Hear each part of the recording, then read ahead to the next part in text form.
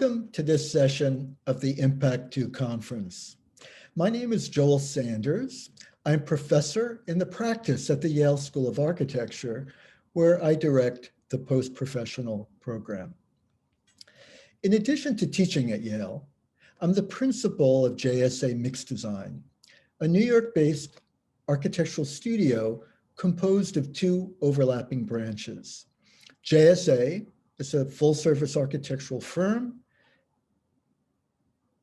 that specializes in doing work at universities, as well as art museums.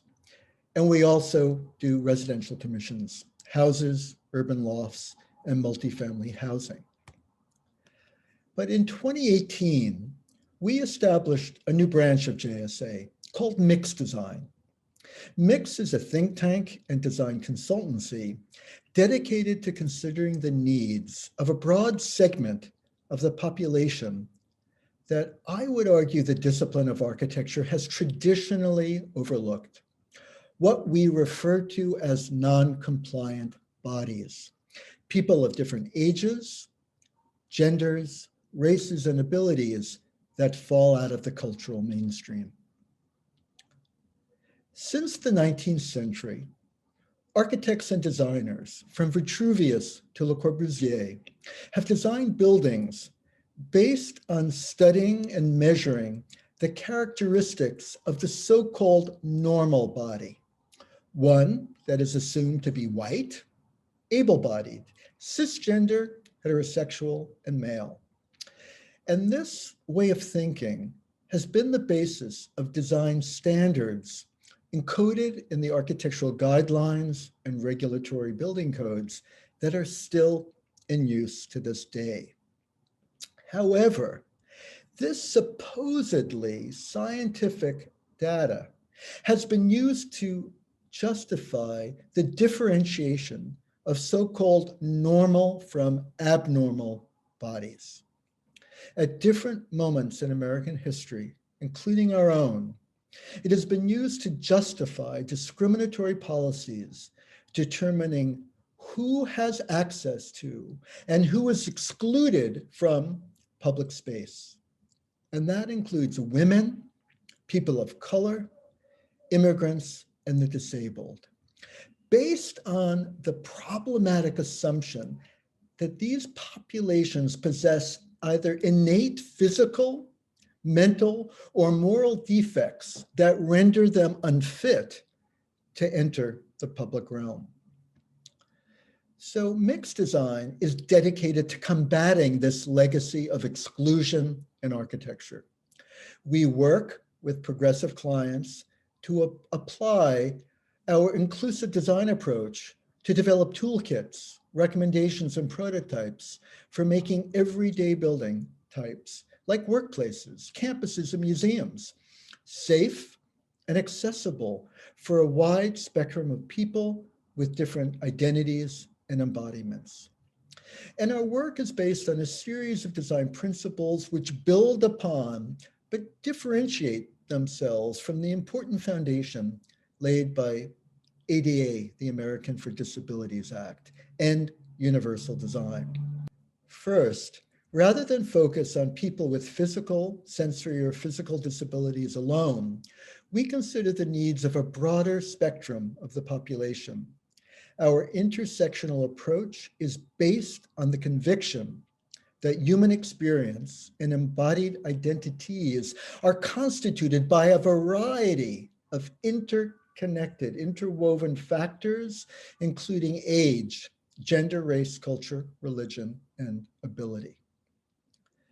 And we recognize that there are many ways of being different that don't allow for one-size-fits-all solutions. Some people and some communities have unique needs that require unique solutions.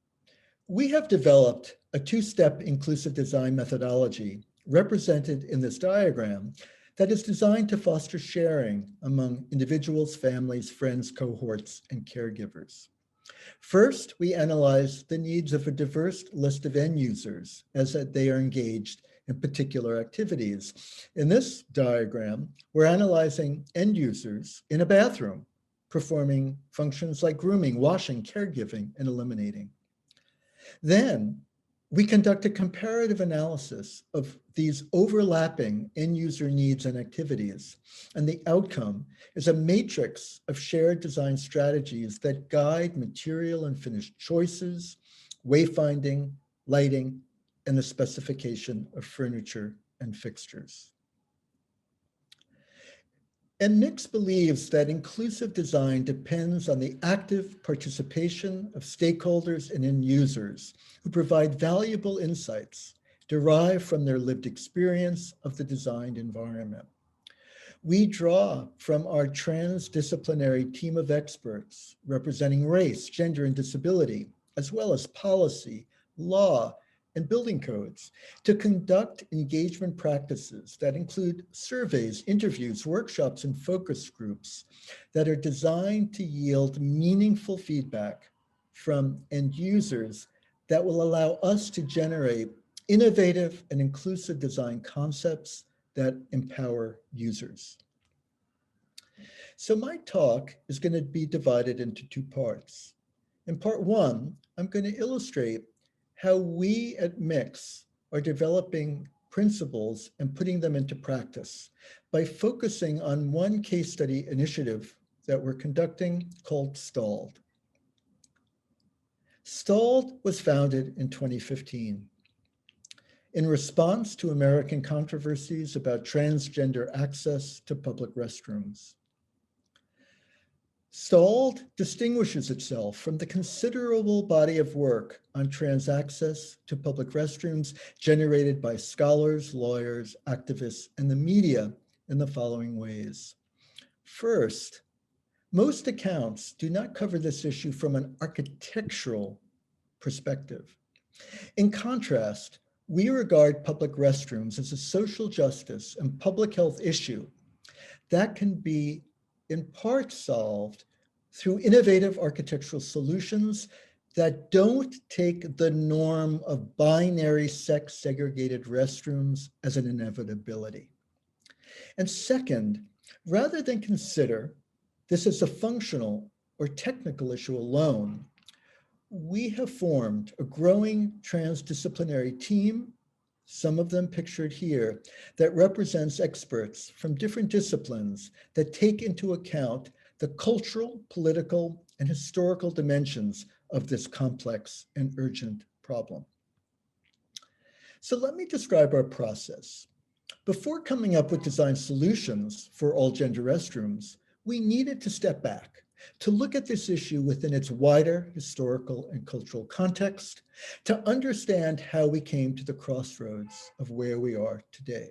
And the pressure exerted by the disability rights movement, a coalition formed by grassroots activists that led to the passing of the ADA Act in 1990, whose 30th anniversary we are celebrating this year.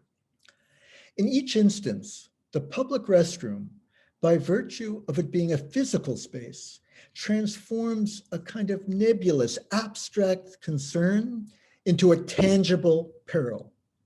It became the setting for nightmarish fantasies of so-called normal citizens being compelled, forced to physically interact with others whose mere presence in the bathroom was considered an affront and abomination.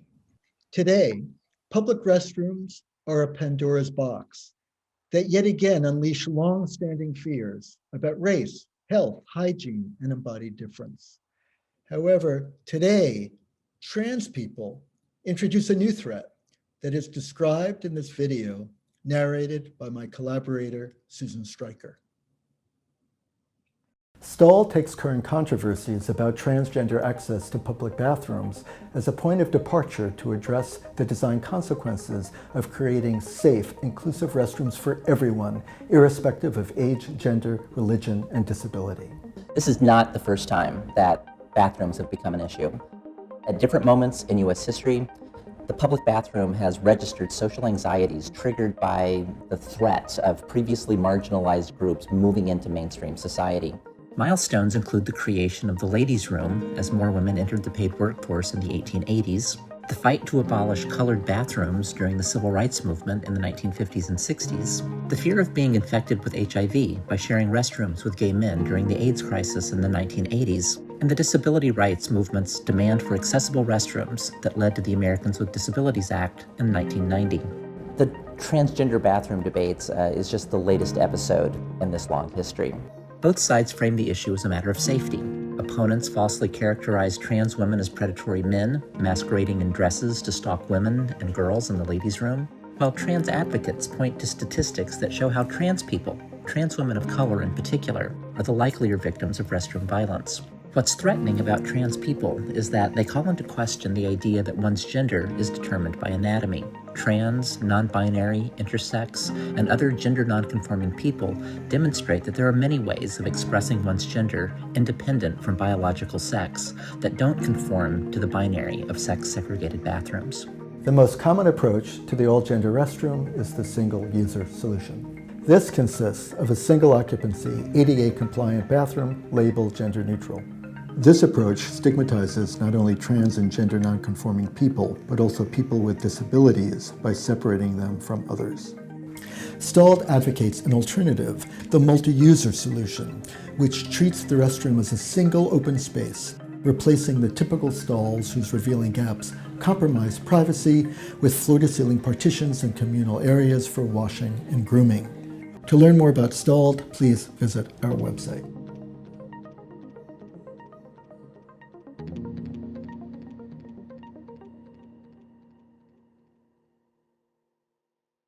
Over the past 4 years, Stalled has developed inclusive restroom guidelines and prototypes that attempt to go further than the generally accepted code-compliant solution for all gender restrooms illustrated here.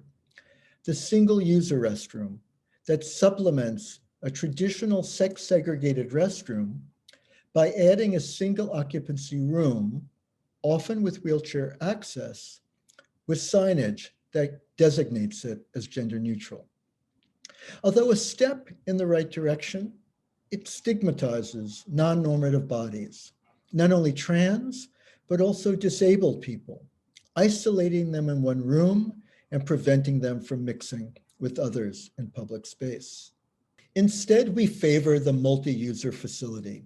In 2017, we worked with Gallaudet University, a school for the deaf in Washington, D.C., to develop this prototype for a multi-user solution that treats the restroom as a single open space with floor-to-ceiling partitions and communal areas for washing and grooming.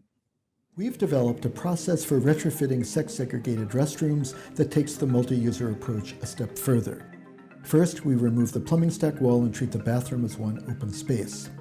We then eliminate the corridor wall, treating the bathroom as a porous extension of the hallway.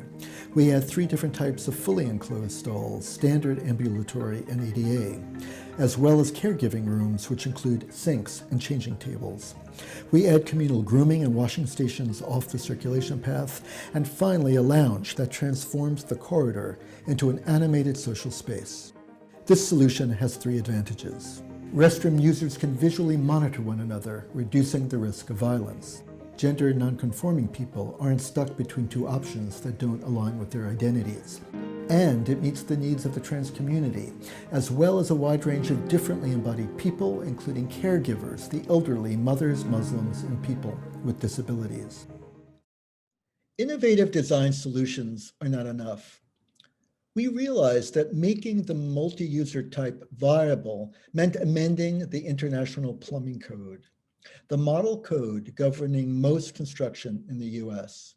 We joined forces with the AIA and the National Center for Transgender Equality, and were successful. We're happy to report that in 2021, a new version of the IPC will make all gender multi-user restroom design code compliant in the United States. In 2017, we launched Stalled Online, an open source website designed to share our research with a broad audience.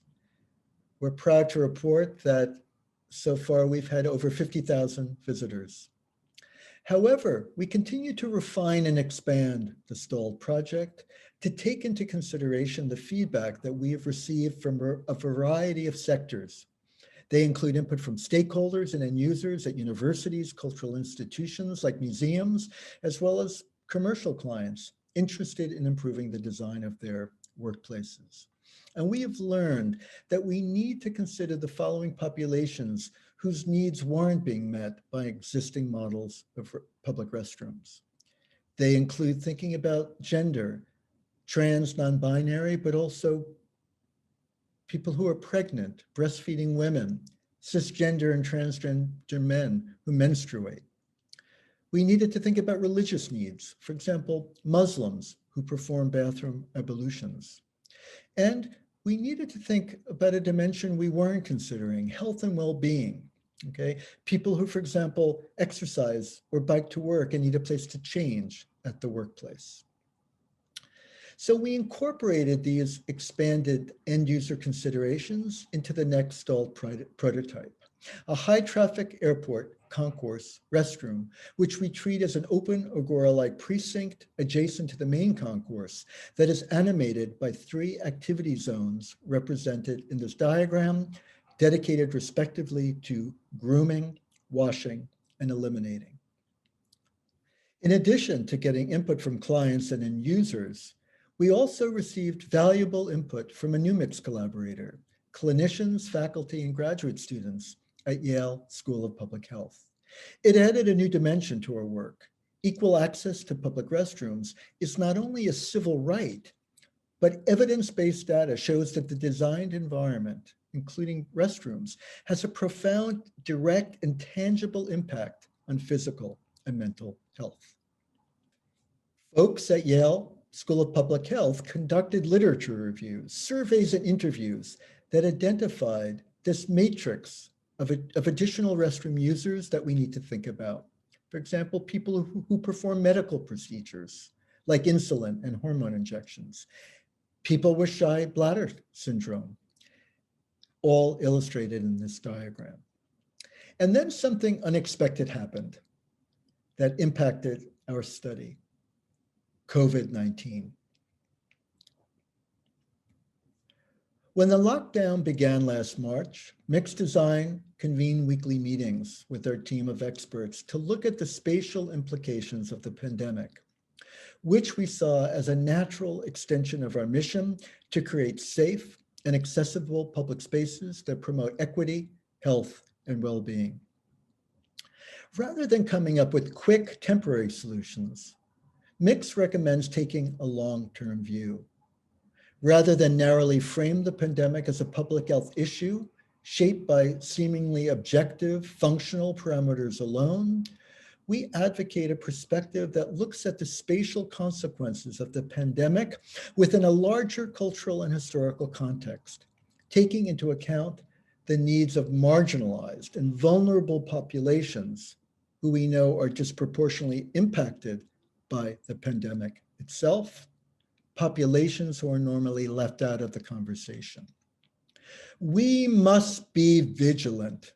We must not repeat past historical mistakes. Over the course of American history, public health fears were used to justify the oppression and spatial segregation of what we refer to as non-compliant bodies. These include African Americans, queer and trans people, and folks with disabilities. Moving forward, public health and inclusive design must not be considered an either-or proposition, but a both-and opportunity. Commercial, government, and institutional clients must allocate resources to generate design solutions that not only meet the immediate needs of the mainstream, but also take into account those marginalized populations who are left out of the dialogue. At Mix, we don't have a crystal ball, but we would argue that the aftermath of the pandemic will irrevocably change the design of the built environment in the same way that the aftermath of 9/11 changed the way we think about building security. The result, we predict, will be higher standards of health and hygiene in both public and private buildings. Mix has taken on the challenge of designing equitable post-pandemic public spaces. We've been collaborating with a team of health experts, not only from Yale, but also from CHOP, the Children's Hospital of Philadelphia. And we're working together to generate planning principles that address what we think is one of the fundamental challenges posed by the pandemic. That is balancing the need for individuals to form connectivity, to engage with another and with the built environment, while also considering the public health imperative to restrict individuals from having physical contact with other individuals, what we call social distancing, as well as from touching the potentially contaminating surfaces of the built environment. Now, with the spread of the virus, all of us have to some extent become non-compliant bodies, hyper-aware and often anxious about how to maneuver safely within one's familiar, but now disabling public spaces. So we believe that in order for people to feel safe but connected, they need public spaces designed to minimize what we refer to as environmental stressors, induced by two things: disorientation, that is confusing spaces that lead to unintended contacts with people or building surfaces. Or two, overstimulation, disorientation triggered by noise, light, and crowds. Reducing environmental stressors depends on spatial awareness, what we refer to as sensory cues that make people aware of the presence and activities of others, especially in unfamiliar places. We are learning about sensory cues that combat environmental stressors by drawing from the lived experience of three marginalized communities: wheelchair users, deaf people, and people on the autism spectrum. Each of these end user groups has developed novel behavioral and design strategies for fostering spatial awareness to fit their unique needs, but design strategies and behavioral approaches that we believe can be applied to the general public. Our objective moving forward is to apply lessons learned to generate inclusive COVID-19 design principles that not only meet the needs of these three communities, but also the general public, based on a common denominator, that each of them requires sensory cues that increase spatial awareness. So Mix member Cumel Arroyo has drawn from his own experience, offering advice on the needs of people with mobility issues, including users in wheelchairs, walkers, and canes, who require unobstructed paths of travel that allow them to maneuver without hitting people or walls. He recommends smooth paths of travel, ideally wide enough for pairs of wheelchairs to pass one another in two directions without abrupt level changes, as well as avoiding deep carpets and rough surfaces that collect dirt and impede movement. In addition, he has come up with suggestions for making entryways and restrooms more sanitary for people who use assistive devices, which I will describe later. We're also learning from the work of Mix team member Hansel Baumann, who established the Deaf Space Project at Gallaudet University in 2006 to explore architecture and its role in deaf experience. Deaf people communicate visually using sign languages and perceive space primarily through vision and touch. Conversation between two deaf people, particularly while walking, can be especially challenging. Users of American Sign Language rely on vision to simultaneously see where they are going and to see their companion signing. According to Hansel, this requires multisensory awareness, reducing physical barriers to establish clear sight lines, maintaining glare-free lighting and color contrast to reduce eye strain and allow face-to-face views among participants who are signing while in motion and at rest. And we're also incorporating the work of Mix team member Magda Mustafa. She's an autism expert based in Cairo who authored the Autism Aspects Design Index. Autism refers to a broad range of communication, social, and behavioral conditions that include a sensitivity to sensory overstimulation and distraction triggered by crowds, large, active open spaces, loud noise, and bright light. To avoid these conditions, Mostava recommends sequencing spaces in a predictable way that flow from one activity to the next.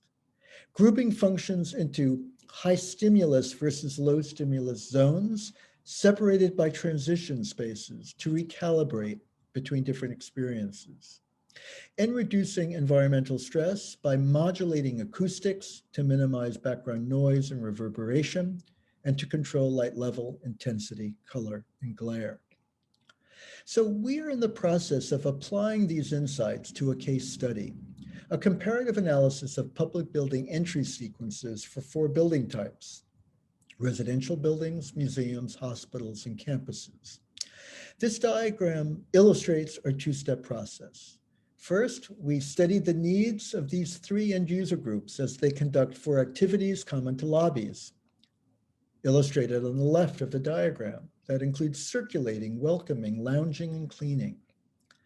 Then we synthesized this information through a comparative analysis that allows us to come up with shared design interventions that will meet their overlapping needs. This matrix represents the outcome of our comparative analysis to date. Blue dots represent affinities between user groups. For example, all 3 end users benefit from barrier-free, predictable paths of travel with clear sightlines and transition zones.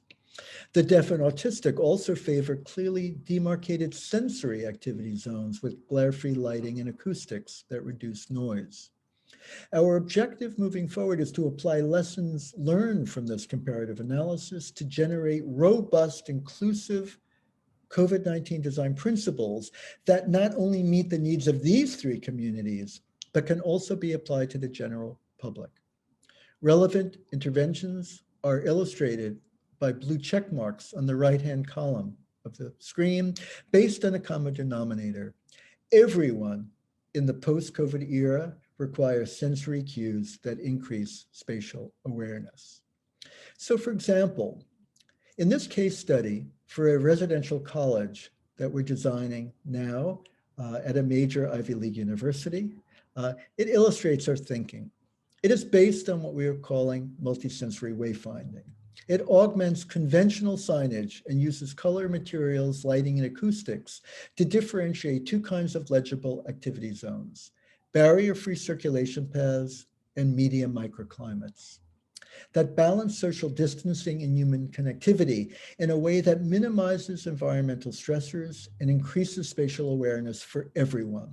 Let me quickly walk you through the scheme. In the vestibule, visitors can clean at hand sanitizing stations before entering the building. A central planter and separate entry-exit circulation aisles prevent unwanted collisions. The transition threshold, demarcated at the intersection of circulation paths and colored white in this diagram, allows people to cross paths and slow down and change direction.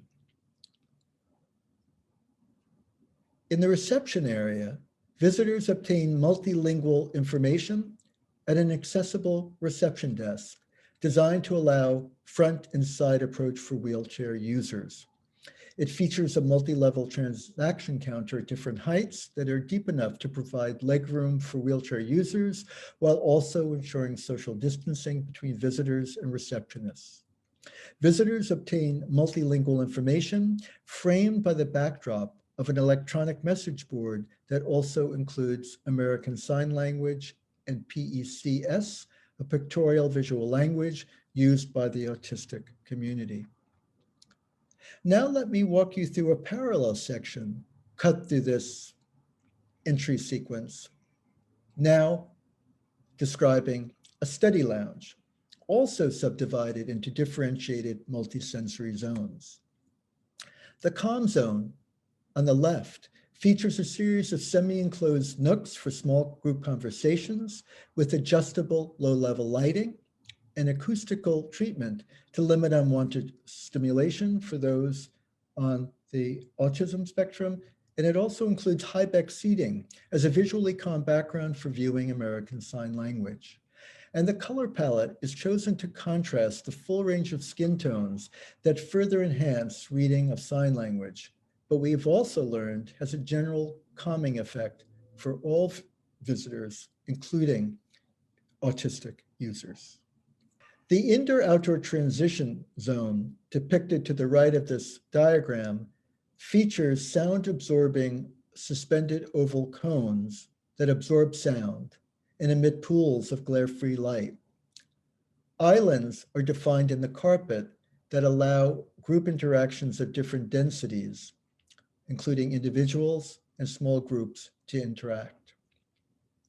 Outside the window wall shaded by an overhang is modular seating that we recommend could be reconfigured to accommodate social distancing as well as sign language.